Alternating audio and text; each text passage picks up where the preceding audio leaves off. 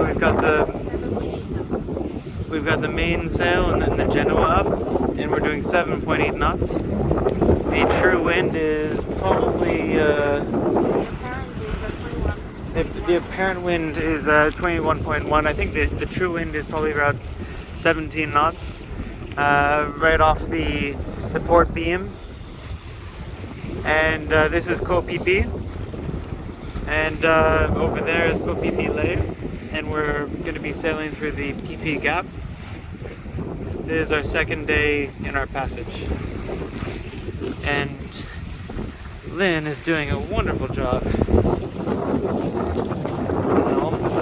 Although we are actually on autopilot, so that's why she's not actually touching the helm. She's just grabbing.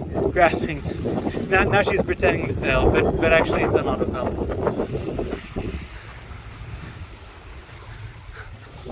And we left this morning at about 7:30 a.m. right?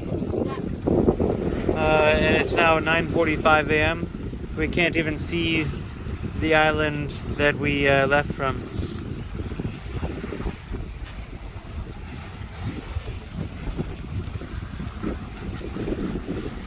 Telltales are flying.